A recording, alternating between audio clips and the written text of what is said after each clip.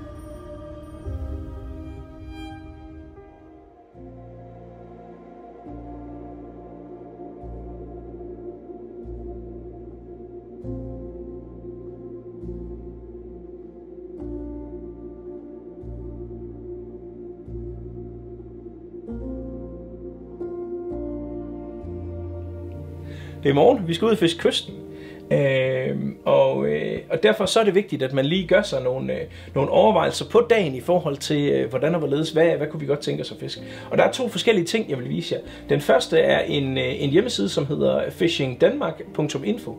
Det er en hjemmeside, som har en hel masse forskellige redskaber til, når man skal finde sig en god kystplads. Nu er jeg gået ind under Fishing Denmark, og så den, der hedder pladser. Herover der kan man vælge, om man vil have kyster, mole, åer, puttentæk og søer med, og så nogle forskellige ting herover i siden. Og så viser den sådan set egentlig det. Derudover så kan man vælge forskellige lag. Man kan tage fiskepladser, fredningsbælter, parkering osv. osv. Nu har vi valgt kysten, og så begynder vi sådan set at zoome ind her. Vi ved sådan nogenlunde, hvor vinden kommer fra, så vi kunne måske godt tænke os at fiske herude, lad os sige det. Så kan vi se, okay, det er noget, der hedder Blushøj. Det er et ganske udmærket sted her, et billede over i siden af, som fortæller lidt om, hvordan og hvorledes. Og alle de kystpladser, som er herinde, er kystpladser, der traditionelt set har kastet mange fisk af sig. Så det her er et godt sted at starte, hvis man er helt på bar bund i forhold til kystpladser. Så er Fishing Denmark et rigtig, rigtig godt sted at starte, fordi så har man i hvert fald som udgangspunkt et minimum af forskellige kystpladser. Den anden ting, som er god at bruge, det er en app på telefonen. Den hedder havørred.com-appen.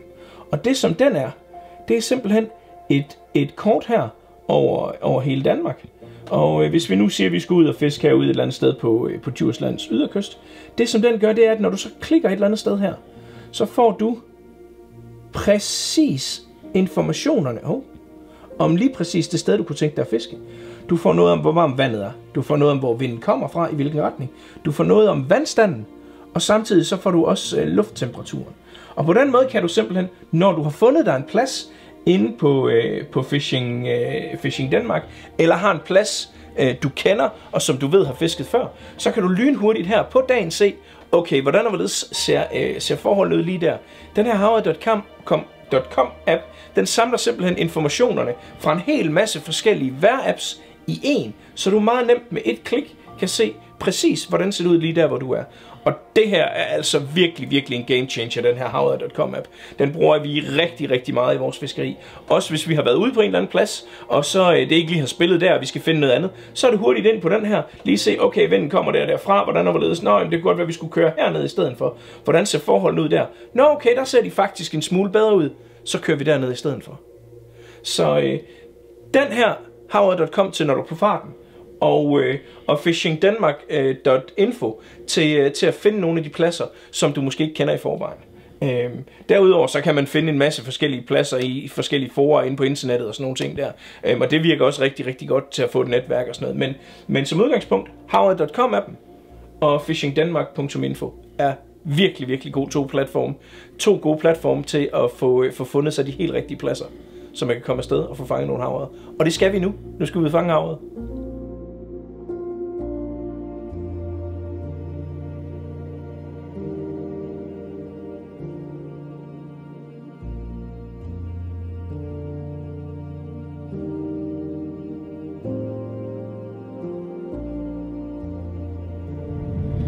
Nå, vi kom ud til den plads, vi egentlig havde tænkt os at fiske, men der holdt 4 andre biler, og så er det sgu svært at tro på det.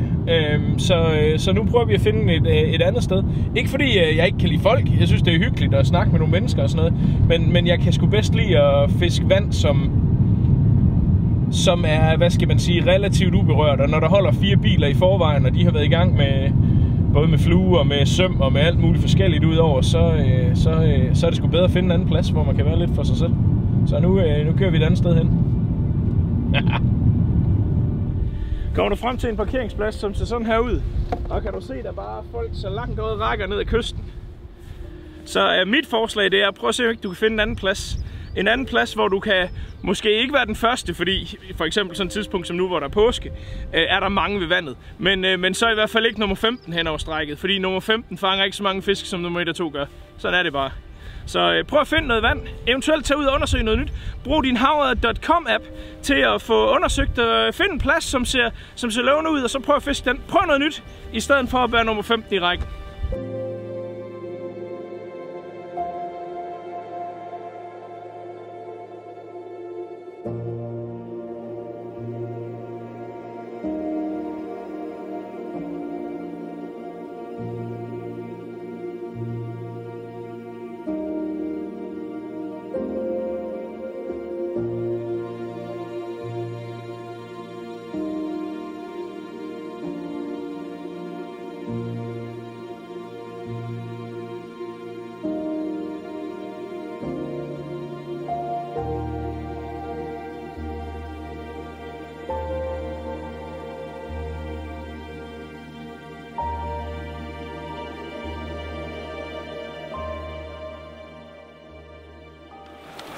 En anden ting, som er vigtigt i forhold til pladser, når man nu bruger Google Maps og alle sådan nogle ting til at undersøge de her forskellige steder og sådan noget, inden man skal ud, det er, at Google Maps billeder er jo af en eller anden dato.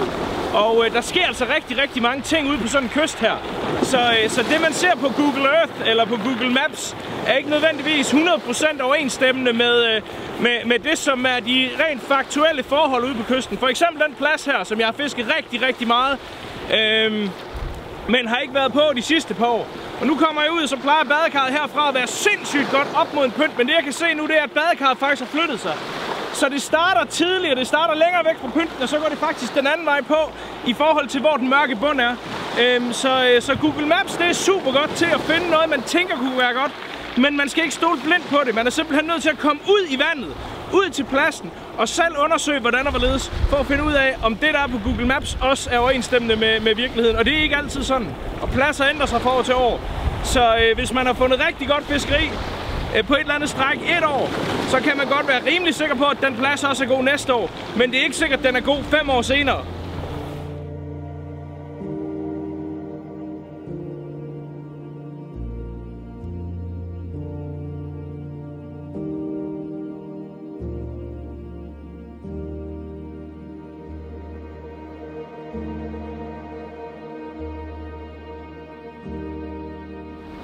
Det er vigtigt det der med at have noget grej, som passer sammen og som virker, sådan så man kan holde kadencen og bare få travet nogle mil, mens det er, man fisker af sådan et badekar som det her.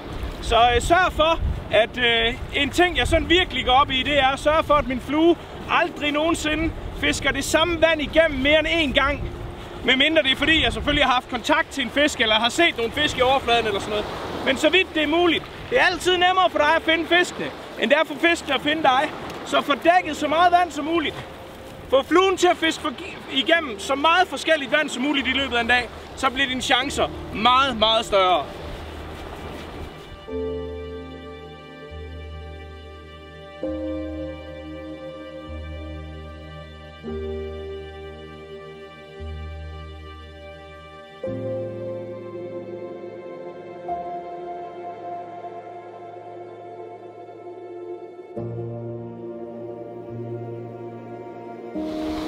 Det er et stort hav, det derude.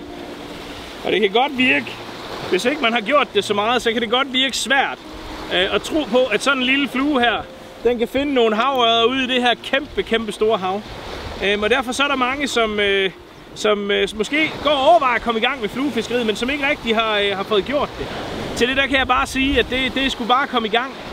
Hvis man kigger sådan på det, spinnefiskeri over for fluefiskeri, så de ting, jeg har gjort mig om, det er, at hvis man tager, lad os sige, man tager i gennemsnit 100 gennemsnitlige havørreder, og så lader man et blink gå forbi de 100 fisk, og så gør man det samme med en flue, så tror jeg, at man vil få en større reaktion. Man vil have flere fisk, som tager fluen, fordi fluen alt andet lige kommer til at se mere realistisk ud i vandet, end sådan et stykke bøjet metal. Så i forhold til spind og i forhold til flue, der tror jeg, hvis man kigger en til en af de fisk, man fisker forbi, så tror jeg, at fluen er mere effektiv. Når det er sagt, så er det klart, at man kommer til at med spind, fordi man har den større rækkevidde, så vil man nok i løbet af en dag komme til at komme forbi flere fisk med sit blink. Og det er nok derfor, at blinket også er så effektivt. For mig personligt, så har jeg måske en enkelt eller 2 dage om året, hvor jeg fisker med spind. Men ellers så må jeg sige, at det som er min hobby, og det som er min passion, det er fluefiskeriet. Og det har ikke noget at gøre med, at jeg ikke synes, at spinnefiskeri er godt, eller at spinnefiskeri er noget andet, eller at jeg er en snob på nogen som helst måde. Det er fordi, det som er min hobby, og den hobby, som jeg går op i, og elsker og brænder for sådan nogle ting, det er med fluestangen. Og derfor så betyder det mere for mig at fange en fisk på flue, end det gør at fange en på spind. Og det er sgu bare sådan, det er. Fordi jeg elsker det her fluefiskeri så meget, som jeg gør. Så tanker i forhold til spind og flue. Spind er godt. Flue er rigtig godt. På nogle dage, der kan det ene udkonkurrere det andet fuldstændig. Det, som er helt sikkert, det er, hvis du gerne vil være god til det her med at fiske med flue, så er det første skridt, det er at bestemme dig hjemmefra, om du vil fiske med spind, eller du vil fiske med flue. Og hvis du bestemmer dig for at fiske med flue, så lader du spindestangen blive hjemme. For når først du er ude ved vandet, og du er afsted, og du ikke har andet i din fluestang, så er det den, du vælger. Og når det er den, du vælger, så er det den, du bliver god med. Så fisk alt det spind, alle folk har lyst til. Det er vældig fint og helt fantastisk og sådan nogle ting. Men hvis man gerne vil være god med fluestangen, og man gerne vil have nogle fisk på fluestangen, så skal man lade sin spindestang blive derhjemme.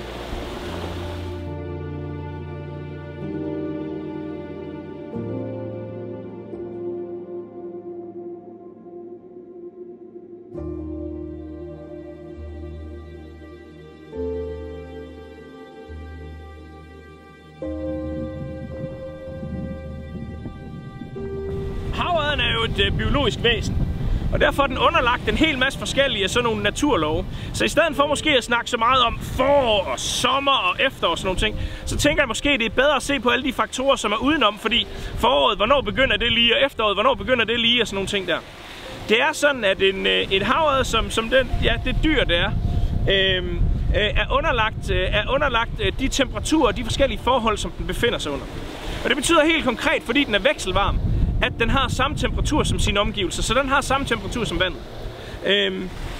Det betyder, at hvis temperaturen i vandet kommer under 4 grader for eksempel, så sker der det med en havørred, at så går dens biologiske processer sådan set i stå, og så kan den ikke omsætte føde.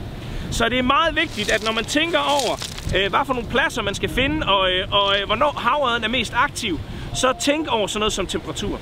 Fordi det simpelthen ikke kan lade sig gøre for en havørred, hvis den spiste et fødeemne, og omsætte det til energi, hvis temperaturen er under 4 grader. Det betyder ikke, at man ikke engang imellem godt kan finde en fisk i noget meget koldt vand. Det betyder bare, at den fisk er inde, og så måske jage helt kort i en helt ultrakort hugperiode, og så svømmer den et andet sted hen og fordøjer. Samtidig så fungerer biologiske processer den måde, at for hver 10 grader temperaturen stiger, så går de dobbelt så hurtigt. Det vil sige, at en havørred vil kunne omsætte og få energi ud af mad dobbelt så hurtigt ved 14 grader frem for ved 4 grader. Og det betyder selvfølgelig en hel masse i forhold til, hvor aktive de er og hvor meget de spiser. Men lige så snart vandet kommer over 4 grader, så er der altså en reel chance for at fange havørred, der spiser mere ofte, end hvis vandet er under. Så kig efter vand, når man er inde på de her forskellige, den der havørred.com app for eksempel og sådan nogle ting. Fordi det betyder rigtig, rigtig meget. Noget andet, som spiller meget ind, det er saliniteten. Og det er simpelthen, hvor meget salt der er i vandet. Fordi jo mere salt der er i vandet, jo mere går det ud over, hvad skal man sige, havørdens biologi i forhold til, hvor lav en temperatur den kan holde til. Så hvis man kan finde noget vand, som er relativt ferskt, så kan man måske komme længere ned i temperatur i forhold til havørred, der er aktiv, end hvis man er helt ude på yderkysten, eller på vestkysten, eller hvor det nu måtte være, hvor der er rigtig, rigtig meget salt i vandet. Det er også derfor, at steder som Inderfjorden, der består for en stor del af nærmest brakvand, kan være rigtig, rigtig gode i den helt kolde periode og sådan nogle ting. Det handler simpelthen om saltindholdet i vandet. Noget andet i forhold til de her ydre faktorer, som er vigtigt, det er vinden. Og tit og ofte, så har vi jo en tendens til at vælge pladser, hvor vi har rygvind som fluefiskere. Men det er ikke altid, at rygvind er det bedste. Min klare erfaring siger mig, at det bedste vejr til havørreder, det er sådan noget som for eksempel i dag, hvor der er nogle bølger. Der er noget rusk, der er en lille smule svæv og en lille smule farve i vandet. For så kan havørreden nemmere gemme sig, og den kan nemmere overraske sine byttedyr. Så led efter steder, hvor det selvfølgelig stadig er til at kaste, så du ikke står i 10 sekundmeters pålandsvind, men hvor der er gang i vandet. Fordi det her med, at der er gang i vandet, er efter min erfaring meget, meget bedre end de her helt rolige dage. Hvis vandet er helt blik, og der ikke er noget strøm heller, for eksempel, så vil jeg simpelthen opfordre til, at man måske prøver at opsøge en plads med noget mere strøm, og noget mere rusk og noget mere gang i den. Fordi bølger og hvad det hedder, krusninger på overfladen, det er altså vigtigt i forhold til at finde havørreder. Det andet, som også er med bølger i forhold til fladt vand, det er, at bølgerne er jo dem, som langt hen ad vejen får skubbet til alle de her tangbuske, alle de her sten og får slået rejerne fri, sådan så de i stedet for at sidde og gemme sig ned i tangbusken, simpelthen bliver slået op i vandsøjlen, så havørreden kan komme forbi og plukke dem. Så det med rusket og det med bølgerne, det gør altså, at der er meget mere mad til stede, meget mere mad tilgængeligt til havørrederne.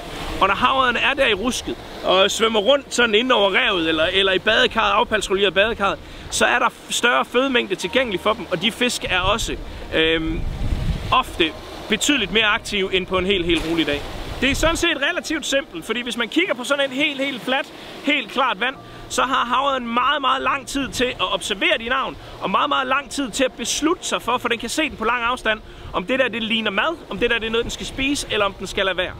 Og derfor så bliver dens reaktionsevne i sådan noget lidt grumset vand og sådan nogle ting, er også sat meget ned, og derfor vil den have en meget større tendens til simpelthen at hamre på. Fordi selvom vi binder alle mulige realistiske rejefluer og alt muligt forskelligt, så ser de her forskellige blink og rejefluer og pattegrise og alt sådan ting, de ser altså klodset ud i forhold til det ægte fødeemne, som havørreden er på jagt efter. Og det er også en af grundene til, at det her ruskvand er bedre. Fordi havørreden ved, at den skal hamre på første gang, fordi ellers er der en chance for, at det her byttedyr forsvinder. Så deres mindset, deres indstilling i forhold til at tage føde til sig, er et helt andet, når der er mere rusk i. Fordi sådan en reje, den kan nemt lige blive skyllet væk af den næste bølge. Derfor så må havørreden, når den ser noget, så må den reagere, så må den hamre på. I modsat de her helt blanke dage. Man kan selvfølgelig stadig fange fisk på helt blanke dage, og det kan være muligt. Det skal bare typisk være måske, hvad skal man sige, tyndere forfang. Helt små fluer, man så fisker meget roligt, fordi tit og ofte på de helt blanke dage, der kan man se fisk i overfladen, som går og spiser tanglopper og sådan nogle ting. Og de fisk kan man godt fange. Så hvis man er der, og man ikke har andre muligheder, der er helt blik over det hele, og det var lige den dag, man havde til at tage ud og fisk, og man ser nogle fisk, så gå ned i størrelse. Fisk nogle små tanglopper, og så kast til de fisk, man eventuelt ser. Fordi så er chancen der stadig. Fordi hvis man kun har den ene dag, så er det jo bare med at komme ud og fiske alligevel.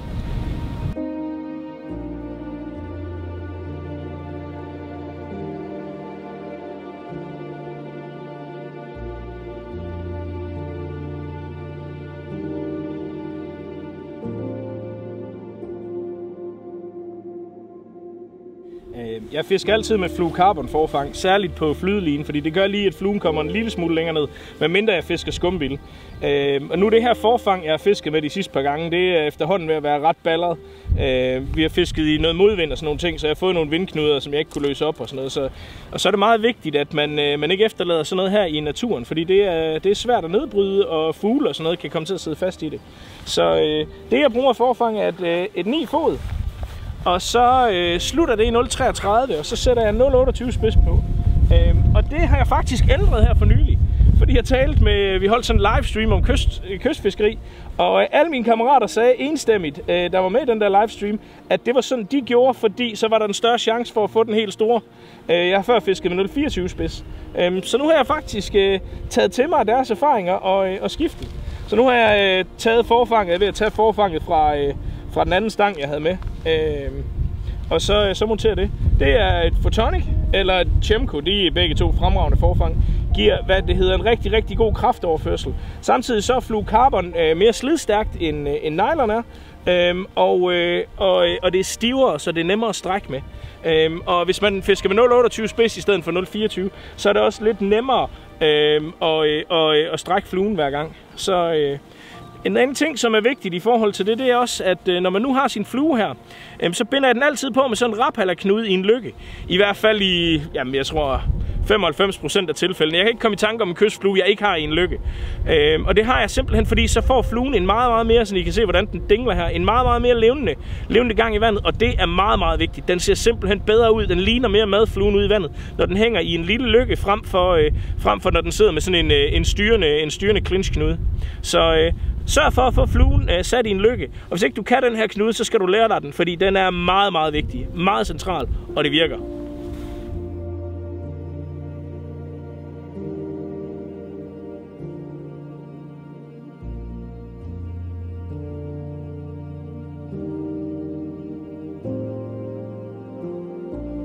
Nu sidder vi lige og tager en pause, og det er vigtigt at gøre en gang imellem os, men det er stadig vigtigt at være opmærksom på vandet.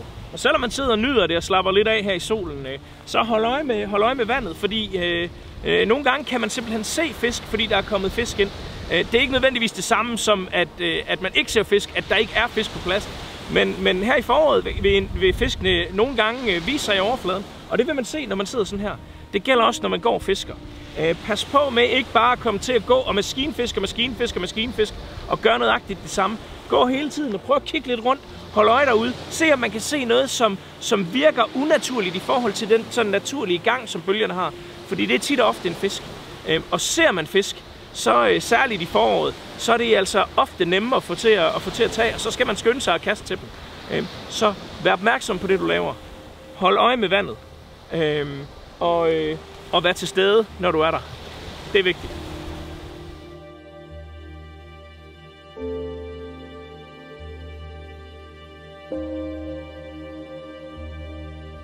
Dem der, de er ikke fra hornfisk. Det er altid godt, når man tager sin stang ud af tasken, og så kan man se skællene fra sidste tur. Det er fedt.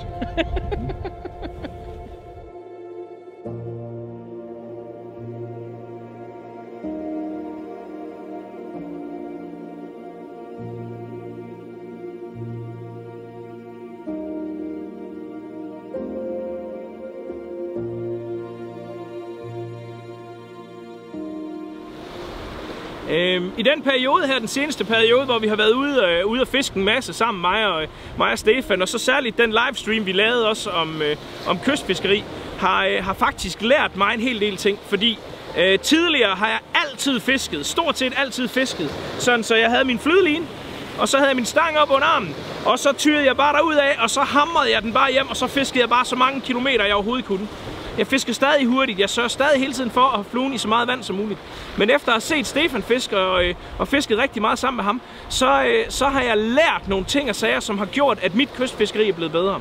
Fordi Stefan, han fisker fundamentalt anderledes, end jeg gør. Stefan, han sværger altid til en intermediate line. Og Stefan, han fisker konsekvent ikke med stangen under armen, men fisker sådan relativt hurtigt, men altid med, hvad skal man sige, sådan en klassisk indtagning. Og Stefan fanger mange fisk. Stefan er en rigtig, rigtig dygtig kystfisker. Og hvis ikke man ligesom tog det til sig, og så, at hey, her er den faktisk en, som griber det fundamentalt anderledes an end en selv, og som også fanger mange fisk, så skulle man da være et skarn. Så det, jeg har lært, er sådan set, at der findes rigtig, rigtig mange forskellige måder at gribe tingene an på, som alle sammen virker. Og derfor er det vigtigt, at man ikke låser sig fast i én ting, fordi det har virket på 2 eller 3 ture, at så er det sådan, man skal gøre altid. Fordi nogle dage, der duer det at smække stangen op under armen, sætte en stor pink flue på, og så hammer hjem, finde nogle fisk. Men der er også dage, hvor man stadig skal sørge for at få fisket noget vand af, stadig skal sørge for at få fundet fiskene, men hvor man måske skal gribe det anderledes an fra start af. Så nu her i mit kystfiskeri, så skal jeg nogle gange tøjle mig selv en lille smule, for ikke bare hamre løs derudad, men også simpelthen måske at sætte farten en lille smule ned fra tid til anden. Fordi det virker rigtig godt for Stefan. Og det virker sgu også de gange, jeg har gjort det. Så prøv nogle forskellige ting af. Vær ikke bange for at gøre tingene lidt anderledes, end man ellers har gjort. Det, jeg kan sige, som sådan er fælles for mig og Stefans approach, det er, vi skal have dækket noget vand. Vi skal have fisket fluen gennem noget forskelligt vand. Vi skal hen over nogle pladser. Vi griber det så bare lidt forskelligt an, hvordan vi fisker de forskellige pladser af. Og det er sådan set det. Ja, prøv noget forskelligt af, og lyt til andre, som har nogle erfaringer. Fordi det her med at lytte til andre, og få nogle tips fra nogle andre, og få dannet sig et netværk, og få snakket med dem, man møder ude ved kysten, det betyder rigtig, rigtig meget for hvor stor en succesrate man har. Altså fald i snak med dem, du møder ude ved vandet. Hør ind til, hvordan og hvorledes, og eventuelt have en øl med, man kan byde på, ikke også? Det er altid sådan en god en til at bryde isen. Fordi hvis man får skabt sig et stort netværk, så behøver man ikke selv være derude 4 eller 5 gange om ugen. Hvis man har nogle kammerater, som man ved fisker meget, og som også er ude, og som man kan stole på, og som også ved, at de kan stole på en, så kan man altid finde sig nogle friske efterretninger for vandet. Fordi tit og ofte er det sådan, at hvis en plads har fisket godt i en periode, så fisker den nok også godt den dag, du er derude. Jeg ved godt, at man ikke kan fange den fisk, der blev fanget i går, fordi den er jo sådan set fanget. Men det kan give en nogle indikationer på, hvad for nogle typer og pladser, som fisker godt lige i den her periode, og så kan man opsøge dem. Så et netværk er fedt, og det er også altid fedt at snakke med nogle nye mennesker, og få sig nogle nye kammerater. Hvem ved, måske ham du møder på kysten næste gang, din nye bedste ven, og I kommer til at fiske sammen i tykt og tyndt de næste mange år. Så prøv sådan et netværk, og ellers så, hvis man er helt grøn, så prøv at spørge ind på Facebook.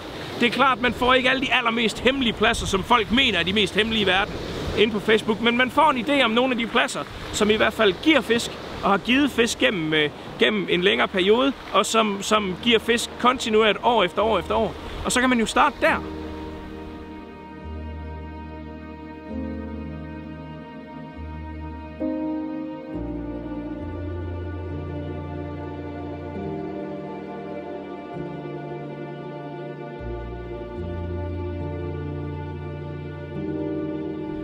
Det her er så afslutningen på del 3 om kystfiskeri, som vi har lavet her, Stefan Skovbo og mig, Daniel Holm, sammen med Nordic Anglers.